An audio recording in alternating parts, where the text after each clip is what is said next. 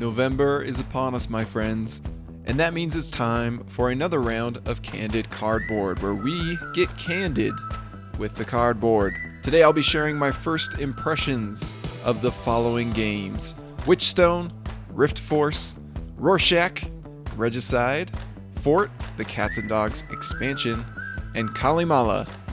My name is Nick Murray, and this is the Bitewing Games Podcast.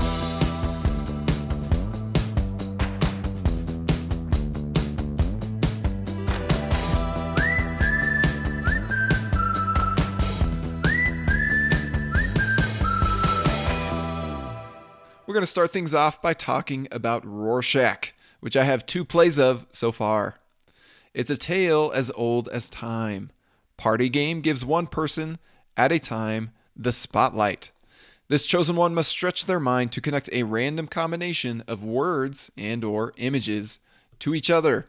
Or perhaps they merely toss out a topic or clue and await the input of everyone else to provide them with things that relate. Either way, the rest of the group then must attempt to read this person's mind or predict their psychology as they analyze and discuss the words, images, or topics on display. The throne to this age-old formula has been claimed by the one and only Decrypto, the #1 party game on Board Game Geek, and a game that was just recently mentioned in our holiday board game gift guide. Long live Queen Decrypto! But to be honest with you, this trend really caught on fire with the legendary Codenames and its many spin-offs. Although some would claim they prefer the cooperative version of this formula that released in the same year as Codenames. Yes, I'm talking about Mysterium. Yet we mustn't forget that Mysterium only reached such lofty heights from standing on the shoulders of Dixit. Admittedly, Dixit is simply an evolved version of Apples to Apples, which was also rehashed by the inhumane cards which must not be named. Although at this point we've climbed so far up the family tree that it's hard to see how these oldest of branches relate to the freshest of fruit known as Rorschach. Plus, I failed to recognize Wavelength along this genealogy of party games, and that's like failing to mention Novak Djokovic when discussing the greatest tennis players of all time. Shame on me. What I'm saying here is that Rorschach is a design that slots itself right into this very genre, snug as a bug on a party game rug. It attempts nothing flashy, dramatic, or revolutionary with its rule set and components. It shows no urge to rewrite the script or reroute the flow of traffic. The differences in the recipe here and the payoff in flavor are much more subtle and nuanced. The core hook of this party game is found within the title and on the box cover itself. To me, that means it's a good box cover and title. The visuals at the heart of Rorschach are ink blot images which originated from the game's namesake, Swiss psychiatrist Hermann Rorschach. Supposedly, the way that the human mind interprets and gives life to an abstract image can say a lot about the state of that mind. But rather than use these images to diagnose a friend with seasonal depression or uncover a family member's phobia, the challenge of this game is merely to see each ink blot image from the eyes of the test subject of the round. In Rorschach, players are divided into 2 teams, and each team takes turns offering up a test subject who must connect 3 words to 3 ink blot images. This is performed by placing tokens face down onto the image cards that match the tokens which designate each topic card. Then the group must guess which images the test subject connected to which words. At first, the ink blot images all look roughly the same, merely a symmetrical smudge of black ink with some corners here or some squiggles there. But thanks to the 3 face-up word cards, which players are forced to use, the mind begins to fill in the blanks with details and silhouettes and settings that transform an incoherent mess into a tangible topic. And it is within the cycle of these ink blot images, starting out seemingly meaningless, irrelevant, and unrelated, but slowly coming to life with the help of one's imagination, that we find the magic of Rorschach. Of course, you can also get this kind of creative sensation from the likes of the previously mentioned classics, Codenames, Decrypto, Mysterium, and so on. So besides the thematic variation of the inkblot images themselves, what makes Rorschach stand out? To be honest with you, I'm not sure. I love Wavelength for its juicy conversations, Decrypto for its crafty outfoxing, Codenames for its high-stakes successes and failures, Mysterium for its rich setting, and so on. Where does Rorschach carve its special niche in this crowded genre? Perhaps nowhere. Yet, where does Rorschach fail as a modern party game? Also nowhere. I had a delightful time with this game, and the people who joined me at the table to play it. The challenge was ever present, the laughs were frequently had, the discussions were consistently lively, it was solid entertainment all around. But that's the benefit of being a solid game that pivots the spotlight from itself back onto the players. It doesn't have to be innovative, mind-blowing, the best in its class, balanced on a knife's edge, or jam-packed with content to keep me happily engaged. I'm simply content to psychoanalyze the interesting people around me. Of course, it doesn't hurt that I'm challenged to do it better than the opposing team across the table. I am a shameless competitor after all. My current rating of Rorschach is 6.5 out of 10. Next, let's talk about Regicide, which I have 8 plays of so far. Regicide manages to pull off a trick that few other designs have accomplished. Specifically, it gets me excited about a game that only uses a standard deck of cards. In fact, I would go so far as to say that Regicide is the best game I have ever played that uses a standard deck of cards. And despite my preference towards competitive games, this one gives me vibes similar to my all-time favorite cooperative game, The Crew. This is because it features limited communication, crunchy decisions, and challenging gameplay that is quick and addictive. The bang for your buck is maximized in this production with a pretty deck of cards packed into a small, affordable tuck box. If you purchase the official version, of course. And on the other hand, you can simply use any old deck of cards lying around at your home and easily download the rules online and even supplement those rules with the free app. If you want to find the links to the rules and the app, I put them on this blog post at bywingames.com. Speaking of the rulebook, that is my only minor complaint with this entire experience. The way that combos, animals, and abilities are explained leave a little too much open to interpretation. The rules are missing some key clarifications which we initially struggled over, and we eventually filled in the blanks with our own rules that felt the most natural, fair, and intuitive. But this gripe was easier for me to forgive considering the staggering amount of creativity on display within such a limited design space. Before I felt a moment of frustration during our first few plays of unanswered questions, I actually felt enormous ecstasy from the thrilling gameplay concept after my initial read-through of the rules. Players are up against a series of 12 bosses, going from minor jacks all the way up to imposing kings. They use the rest of the deck, aces through 10s in each of the standard suits, to attack these bosses using the value of each card played until the boss's health is depleted. At the end of an active player's turn, if the current boss is still alive, then they will attack that player who must then discard a value of cards equal to or exceeding the boss's attack value. If the wounded player cannot discard the full amount of damage taken, then everyone loses the game. Beyond the interesting core concept of Regicide, my first dose of excitement came when I learned about the suits. Each suit has a special ability when played. Hearts replenish your draw pile known as the Tavern. Diamonds replenish everyone's hands with more cards from the Tavern. Spades shield all players from boss attacks, and clubs deal double damage. Designers Paul Abrahams, Luke Badger, and Andy Richdale could have left it at that, and this would have been plenty exciting on its own. But they instead added in another interesting wrinkle. The suit of the current boss nullifies the matching suit ability from the cards that players use during that battle. Ooh, now that is spicy. But what of low-value cards such as 2s, 3s, 4s, and 5s? These are always the worst cards in any game that uses a standard deck, including this one, right? Well, not necessarily. You see, a hand cluttered with multiple low cards of the same value is actually a juicy opportunity for combos. Low-value cards of the same number can be played together in sets as long as their combined value doesn't exceed 10.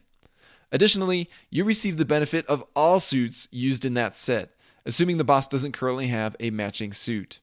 So I could play 3s of diamonds, spades, and clubs, and thereby draw 9 cards into our hands, gain us 9 defense, and deal 18 damage to the boss. That's what I call a good combo. It's tremendously satisfying to take down each boss, but the designers even took that challenge a step further. If your group can manage to deal damage equal to the enemy's exact health value, 20 for jacks, 30 for queens, or 40 for kings, then instead of discarding the defeated enemy, you place it straight on top of the tavern draw pile. As these cards have the best attack values in the game, 10, 15, and 20 respectively, earning some royalty into your army can be a huge boon as the bosses become increasingly difficult to beat. All of these juicy mechanical interactions are further supplemented by ace combos, adorably referred to as animals, and jester abilities. The icing on the cake is just how difficult yet rewarding the overall experience is as you fail and fail again, but uncover intricate strategies and gain useful experience along the way. I'm always impressed when a big box game such as Coffee Traders or Oath comes together into a coherent, sprawling sandbox of play. But what Regicide manages to pull off with the most basic, generic, and standard of components is likewise remarkable and enchanting. My current rating of Regicide is 9 out of 10. Let's move on to another game that comes in a similarly small package. That is Fort, the Cats and Dogs expansion, which I have one play of so far. The Fort Cats and Dogs expansion is going to be a tough one to discuss, because my enjoyment of the base game has been on the decline right as we've tried out this new expansion. The theme, presentation, and novel concepts here still delight me, but after 8 plays of the game, I find myself growing weary of Fort for 3 main reasons. First, the game is always a pain to teach to newcomers. The rules come with baggage in the form of excess icons and exceptions. It ends up making this one of the most meddlesome small box games in my collection for teaching. Second, Fort is hardly ever as short as it wants to be. Doesn't matter how experienced my opponents are, the turns are slow and the playtime far exceeds the 20 to 40 minute range. I know that's not true for everyone, but 20 to 40 minutes feels optimistic for most groups. Third, decisions are far too frequently obvious. This is the one that really takes the wind out of Fort for me. Usually, my hand of 5 cards contains one obvious play, and so I do it. Occasionally, when I actually have more than one decent option, the differences are as poignant as getting 1 extra point here or a couple extra resources there. I'm an addict to gameplay tension, and I find myself too frequently experiencing withdrawals during Fort. That said, the expansion here is a fine addition to the game, the most charming aspect being the strong thematic integration of cats, dogs, and their behaviors. Cats are as unwieldy as always. They'll ditch you at their leisure if another player's yard catches their eye. But they are nice to have when they're around. As long as you have an attractive cat in front of you, it'll grant you a repeating benefit. The hardest part is remembering to take advantage of it while it's hanging around.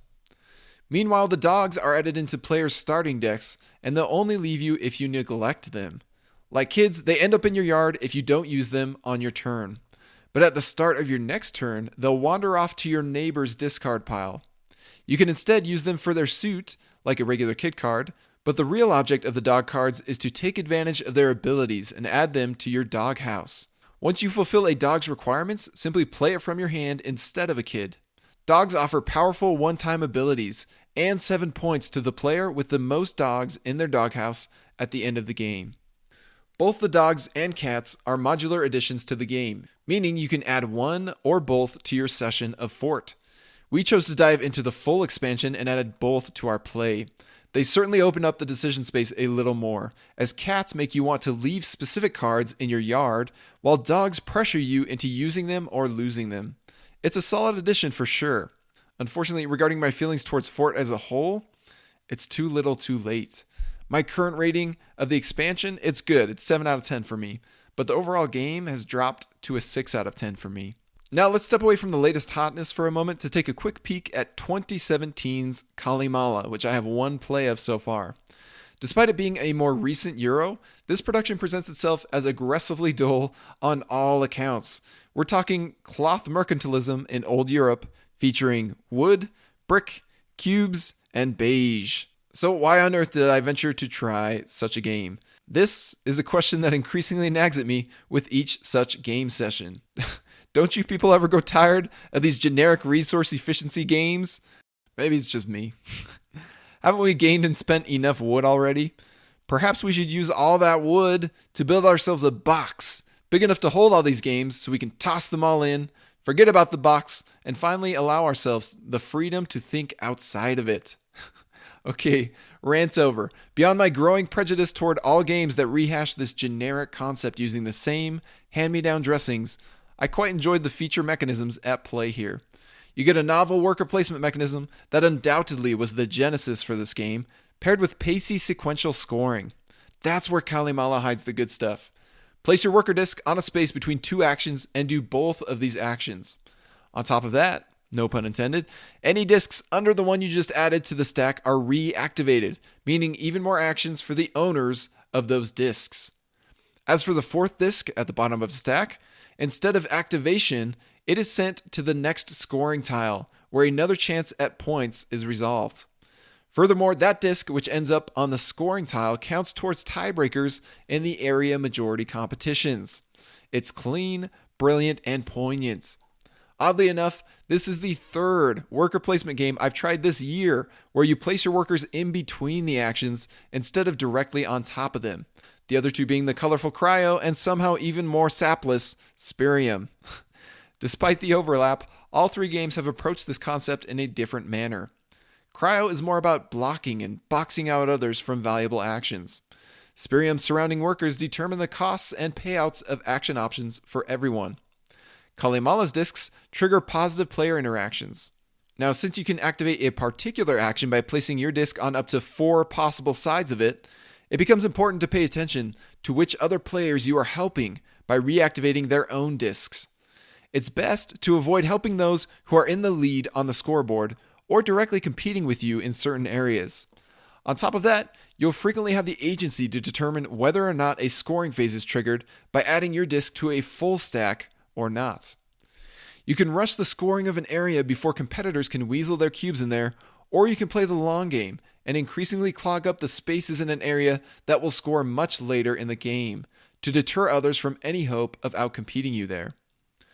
There are many opportunities for swinging the momentum of an area in your favor.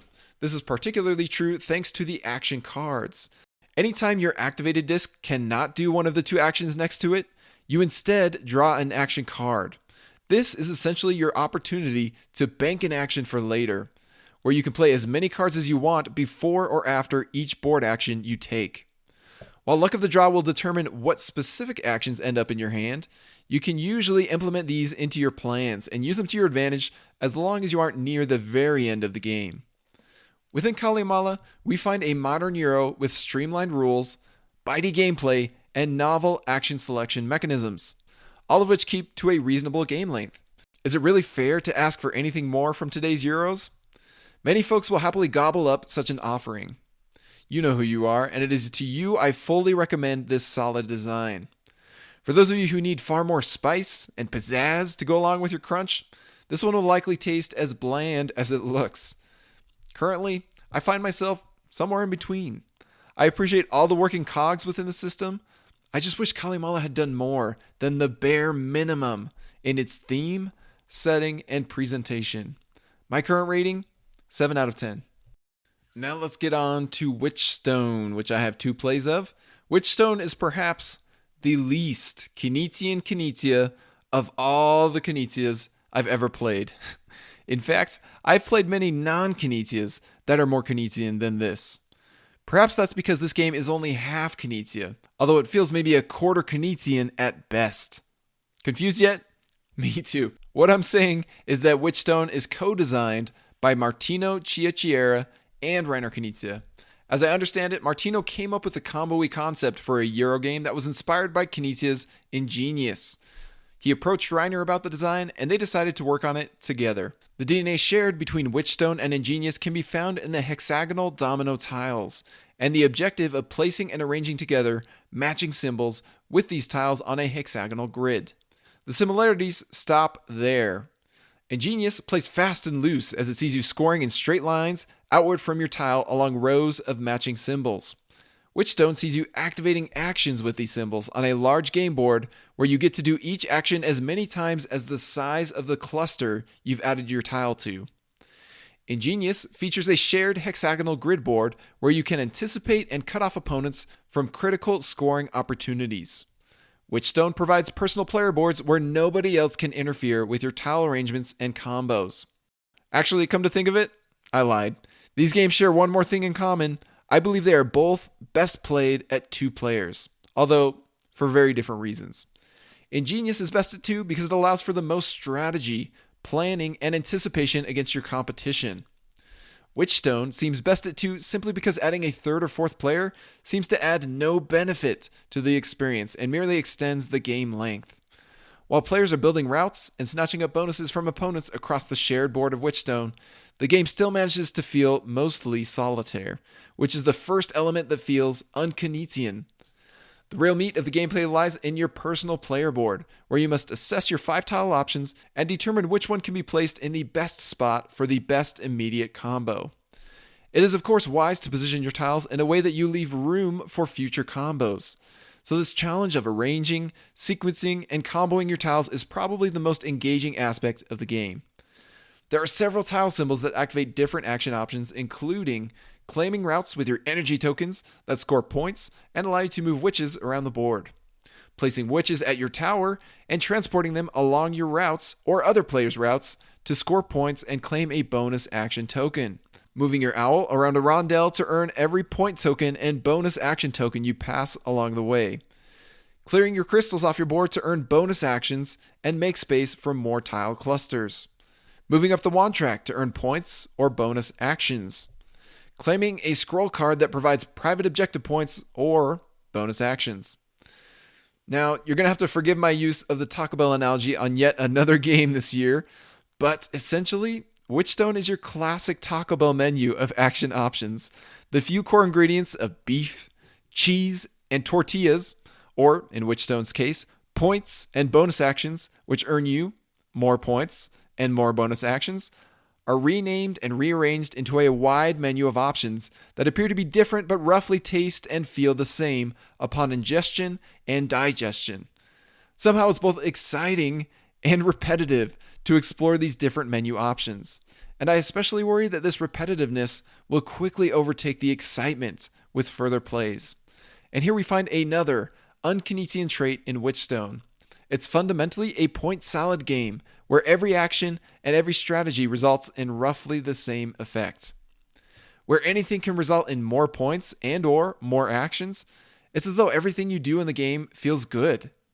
But when everything feels good, there's a noticeable lack of tension and drama to the experience. I'm used to Kinesia games giving me painful decisions and unfolding dynamics, but Witchstone merely provides increasingly larger combos. It trades potency for pleasantries. So of course, with the right crowd, Witchstone will really hit the spot. As for myself, I find that I quickly grow tired of pleasant games. Give me that raw, stinking potency. My current rating of Witchstone, 6.5 out of 10. Finally, we're going to wrap things up today with Riftforce, which I have 2 plays of. I went into Riftforce expecting a Schottentotten or battle line style of game, but I was surprised to find that this one is much more of a dueling design than anything else. While there are elements of hand management and attacking or defending the sections of the rift, these features are overshadowed by the asymmetric abilities and damage dealing. Similar to other dueling games I played in recent years, such as Summoner Wars and Unmatched, you'll be chipping away at the health of your opponent's units until you've wiped them out. You'll score a point for each enemy card eliminated, and the first to 12 points after an equal number of turns wins. If you get there on the same turn, then you keep playing rounds until somebody breaks the tie. Depending on your 4 chosen guilds, you may have ways to protect your damaged cards from certain death, such as healing or moving them to a safer position, but eliminating cards is only half the battle. The other way to score points is with the check and draw action of drawing your hand back up to 7 cards and scoring a point for every rift space where your cards are unopposed by enemy cards. You won't be allowed to select and milk this action every turn, as you can only take it if you have less than 7 cards. So you'll often have to choose one of the other 2 action options. 1. Play up to 3 cards of the same number or guild type into the same rift space or into 3 adjacent spaces. Or 2. Discard a card and activate the powers of up to 3 cards that match its number or guild type. Your deck consists of 4 unique guilds that you and your opponent drafted at the start of the game. Each guild has 5s, 6s, and 7s, with more 5s than 6s and more 6s than 7s. I rarely had problems playing or activating 3 cards in a single turn, as I often found many cards of the same number or type in my hand. If you plan your actions well, you'll be able to chart multiple turns in advance. That way you'll get the most value out of a hand before needing or wanting to draw more cards. You'll often find yourself stretching your hand out because usually your opponent will try to patch up any holes along the rift to prevent you from getting easy points when you check and draw. There's some interesting combo potential within the power activation action. It's even possible to avoid the death of your card, strengthen your rift defenses, and eliminate an opponent's card all in the same action. The Plant Guild lets you open holes in the rift by moving enemy cards to different spots while doing damage to them. The Water Guild can attack, move, and attack again. The Lightning Guild can chain 2 attacks across multiple enemies if the first blow is deadly. The Shadow Guild teleports around the rift and deals minimal damage, but it scores an extra point if that damage is the final blow. With 10 possible guilds and an endless amount of combinations, there is an exciting amount of variety to explore here. This design has really nailed down the elegant turn-by-turn tactics of a dueling game. Each action option has weight, and each card has purpose. Yet, the overall experience fell flat for us, much more than I was expecting. While the game is made up of solid ingredients, the resulting meal failed to fully satisfy. After giving it some thought, the main issue I can identify is one of a flat game arc. Over time, I've found that the most satisfying games, whether they are dead simple or overwhelmingly complicated, always feature a dynamic arc. What that means is that the overall experience and feeling of the game morphs, evolves, or changes over time. Essentially, the first turns feel different from the last, even if they don't look different. The game is broken up into first, second, and third acts by vibe and aura. This is a topic I've explored in another article at bitewinggames.com, and it explains why ice cream pints and a feast for Odin capture my heart far more than bananas and Raiders of the North Sea. If the topic interests you, that post is titled Tabletop Taste Number 10, A Dynamic Arc. Unfortunately, with Riftforce, I found that my many actions and turns all blurred together into a tactical cycle without any change in mood. Where Schottentaten and Battle Line features a tentative first act, a risk-taking second act, and a brutal third act, Riftforce simply gives you actions A, B, and C to wash, rinse, and repeat as you march your token up the point track. In the deepest pits of dental school, where the first and second year students toil away by drilling on plastic teeth attached to mannequin heads, one learns the important difference between errors and critical errors. Perfection in dental procedures such as fillings and crowns is much like a fable. Even the student prodigies rarely capture such unicorns. Usually some aspect of a tooth preparation will at least be a half millimeter too wide here, or a couple degrees too acute there. It's okay to have minor errors as long as the overall work is sound. The important thing is that you avoid critical errors that result in an automatic failure. Errors such as drilling into the wrong tooth, burrowing all the way to the pulp of the tooth and essentially killing it, obliterating a restoration's chances of lasting any reasonable amount of time. Those are the kind of things that are critical errors. Now, critical errors in board games are much more subjective than those found in dentistry. A game could be considered successful even if it only ever brought enjoyment to one person. Yet these many years of gaming and analyzing have helped me to discover my personal critical errors in tabletop gaming. One of these is undoubtedly the lack of a compelling game arc. Riftforce is a prime example of a game that does absolutely everything else right. Yet its one critical error undermines the entire experience for me. So my current rating of it is 6 out of 10. Well, that's going to wrap up another episode of Candid Cardboard. As always, you should take my opinions with an unhealthy dose of salt. These are my first impressions of games that I've usually only played a few times so far. Plus, it seems like I'm getting even more jaded and picky as time goes on about board games, which is fine. I know I threw a lot of 6s and 7s around. Those just represent how much I want to play a certain game again. But to be honest with you, a 6 means that I found the game was fine and I'd be okay with playing it again. And I do think a lot of people are really going to like this whole batch of games. So as always, the important thing is to come into these podcast episodes having your own opinion and understanding your own tastes and preferences and how those align and match up with mine. And hopefully the things I share are helpful for you to know whether a game is a good fit for you. As for the coming weeks, we have many exciting things on the menu for this podcast and for Bitewing Games as a whole. We will very soon be opening up the late pledges or pre-orders for the Criminal Capers collection. We will also very soon be announcing the next game we are publishing.